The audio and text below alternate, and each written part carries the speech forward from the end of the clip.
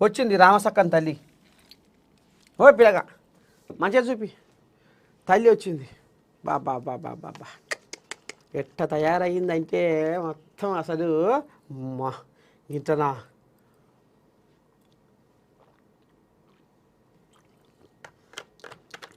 ఇక ఈ తల్లికి ఎప్పుడో పంచాయతీ ఉండాలి,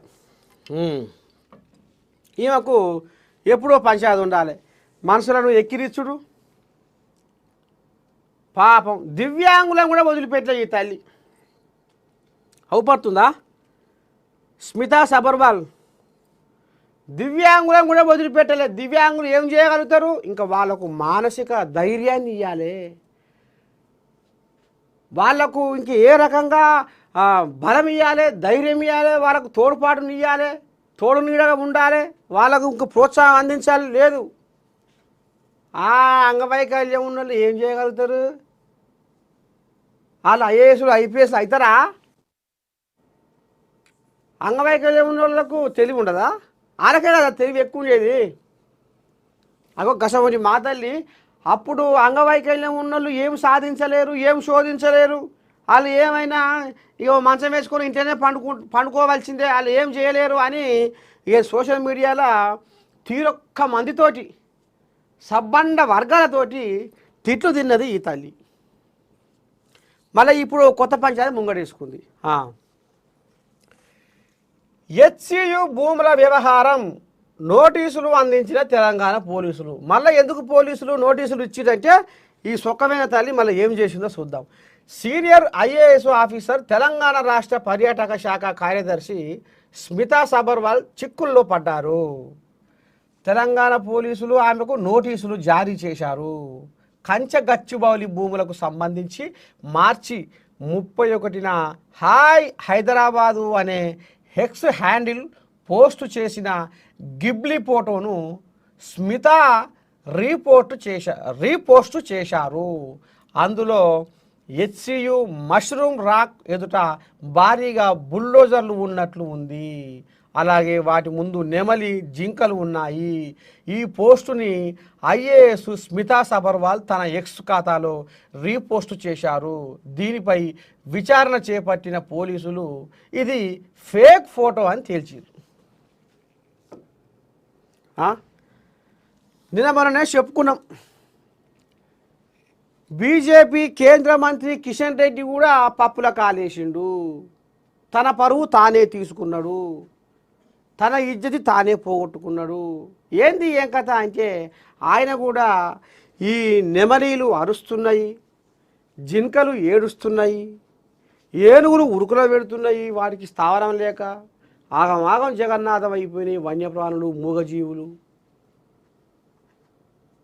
అని లేంది ఒక పెద్ద కల్పితం భూతద్దంలో పెట్టి దాన్ని ఏఐ తోటి తయారు చేయించిన ఫోటోలు, వీడియోలు పెడితే అది దేశ వెలుపున చక్కర్లు కొడితే న్యాయస్థానాల కంట్లో పడేసరికి ఎక్కడొక్కడ పనులు ఆగిపోయినాయి.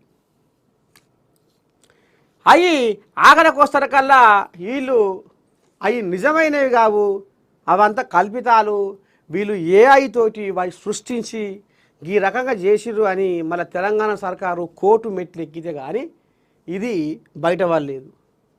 ఇక దెబ్బకే కిషన్ రెడ్డి ఏం చేసిండు? ఫోటోలు, వీడియోలు మాత్రం మాయం చేసిండు సోషల్ మీడియా. ఆయన ట్విట్టర్లో లేకుండా చేసిండు.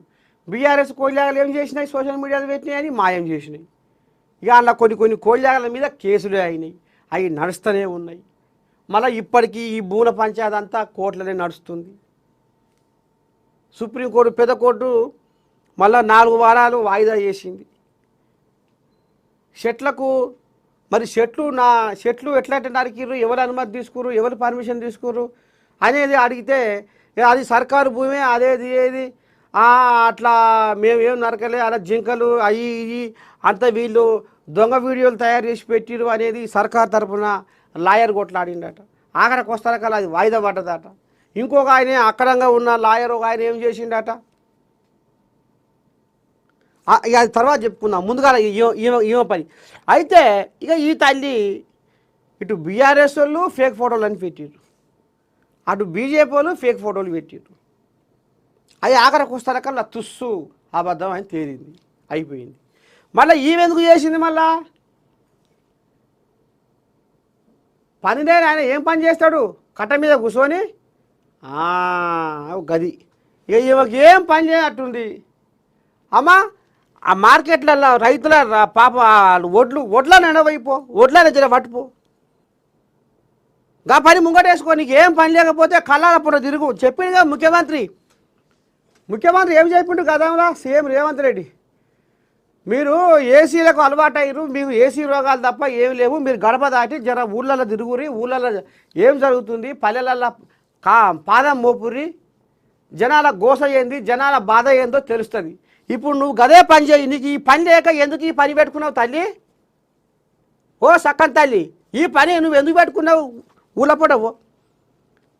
ఊళ్ళపొండ పోతే రైతులు ఈ అకాల వర్షాలకు ఏ రకంగా ఆగమాగం అవుతుర్రో, కళ్ళాలలో ఒడ్లు వాళ్ళు ఏ రకంగా మురిగిపోతున్నాయో, మొలకలు వెళ్తున్నాయో నాని షేర్లల్లో వడగండ్ల వానబడి ఆగమాగం జగన్నాథం అవుతుర్రు రైతన్నలు.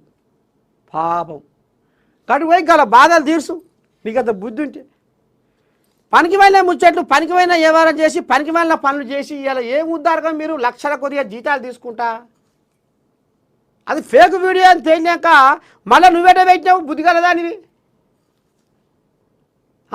ఈ రకంగా తయారైపోయింది వ్యవస్థ. బుద్ధి చెప్పాల్సిన వాళ్ళే గిట్ల గడ్డిది. మరి గిట్ల ఉంటే సమాజం రేపు తరాలు ఏం నేర్చుకుంటారు? తల్లి దయ్యం అయితే పిల్లలు బతకరు అంటారు. మరి ఈ తల్లి ఈ రకంగా ఈ తప్పుడు ఫోటోలు, తప్పుడు వీడియోలు, ఫేక్ ఫోటోలు, ఫేక్ వీడియోలు పెడితే ఏందన్నట్టు అని తెలిసిన ఆమె మళ్ళీ ఏం తెలియదు. సరే ఓ కూలి పని చేసుకుంటుంది, ఓ నాగరికత తెలియదు, అడవిలో ఏముంటుంది, ఊరు దాటితే తంగేలు తెలియదు, ఈమెకేం వరకు అన్నట్టు కాదు. ఈమె మళ్ళీ ఐఏఎస్ ఆఫీసర్ గిసవంటి ఉద్దారకం చేస్తారు. గిసవంటి వ్యవహారం చేసి మళ్ళీ గిట్లా ఎందుకు గిట్లా మందినోళ్ళలో పడుతుర్రు?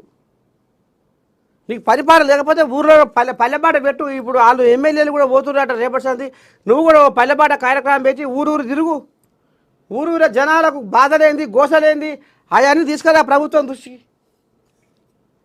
ఈ పని సాలకుండా ఎందుకమ్మా ఈ పని?